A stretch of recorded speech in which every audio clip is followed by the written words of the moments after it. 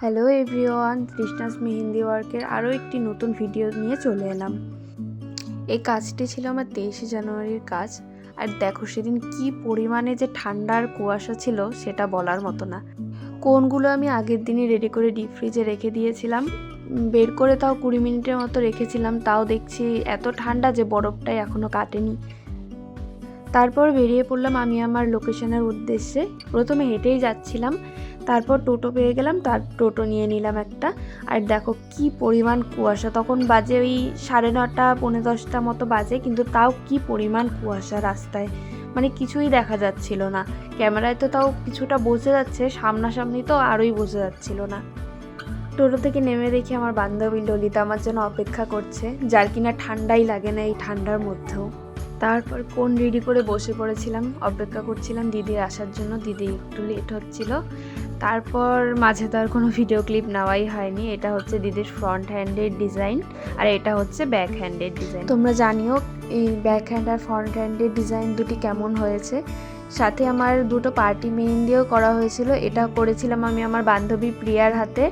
এটা back হ্যান্ডের design আর এটা front হ্যান্ডের design. আর সাথে আমি রিম্পাদিরটাও করেছিলাম। রিম্পাদির কোনো ভিডিও ক্লিপ নেওয়া হয়নি, তাই আমি এখানে ফটোই অ্যাড করে দিয়েছি।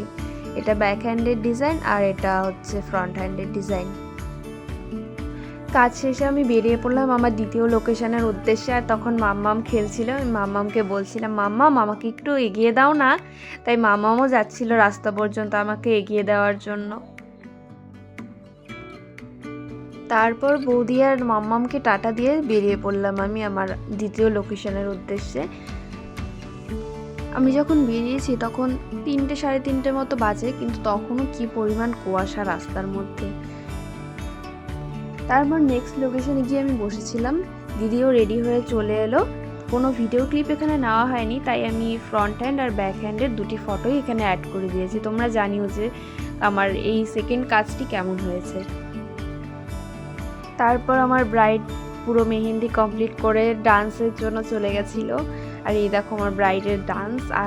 আর মিউজিকটা আমি মিউট করে দিয়েছি, কারণ মিউজিক থেকে তো কপিরাইট চলে আসবে, তাই আর মিউজিকটা দিতে পারলাম না। তারপর আমি বেরিয়ে পড়লাম আমার বাড়ির উদ্দেশ্যে। আর এতটা পরিমাণ কুয়াশা পড়েছে যে রাস্তাটা পুরো ভিজেই গেছে। তা যাই হোক, ঠান্ডাতে কুয়াশা পড়বে, রাস্তা ভিজবে, এটা স্বাভাবিক। দেখা হবে আরও একটি নতুন ভিডিওতে। আজকের মতো এই পর্যন্তই।